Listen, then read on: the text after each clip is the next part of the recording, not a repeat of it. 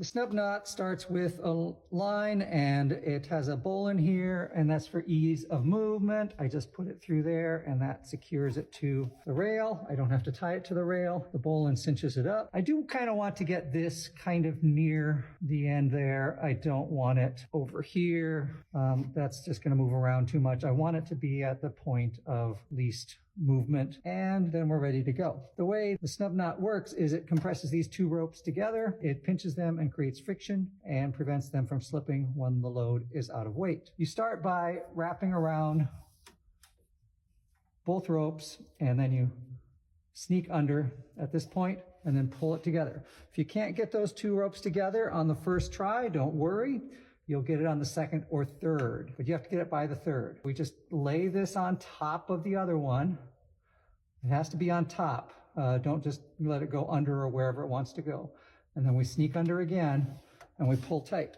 Usually I'm able to get it to cinch together by that second one. And now lay it on top. Keep it nice and snug on top. You don't want to have gaps in there. And then we pull it around and through. This is fourth wrap.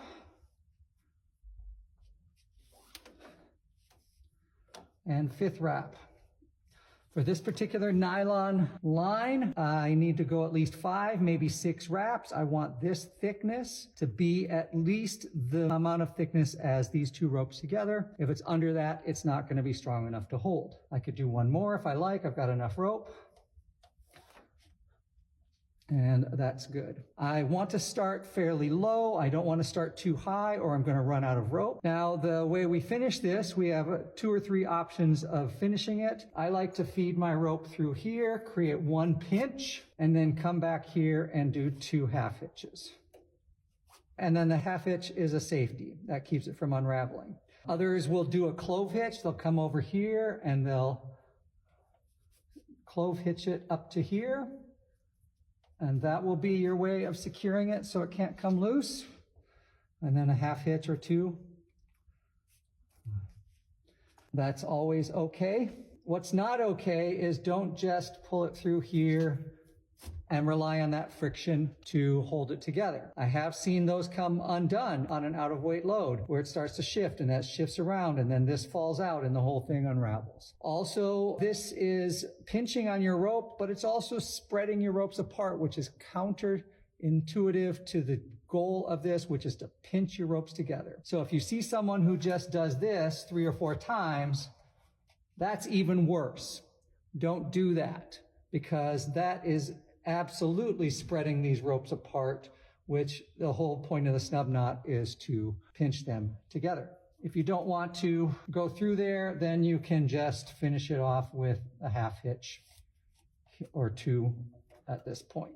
That's also acceptable. 3 ways to finish it. All are good. I find it's easy if my rope is on the right side to wrap around the right, if my rope is on the left side to wrap around the left, but you can go around either way. It doesn't matter. I'm going to just do it the opposite direction now. I'm going to start low, remember? Not too low, but not too high because I don't want to run out of rope.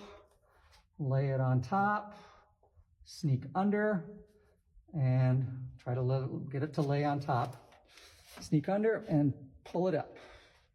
Again, make sure that it lays down. I'm not quite together, so on this 3rd wrap, I will get it to 100% together.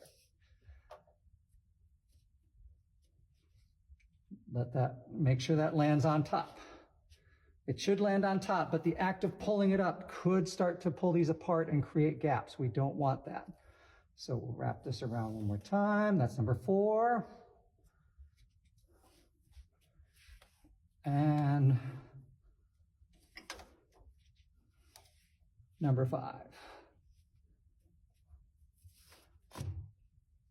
I think the 1 pinch doesn't actually defeat the purpose of the knot. Someone who knows these knots better may tell me differently, because then I'm just doing the half hitch as a safety knot. My half hitch is not taking any load at any point.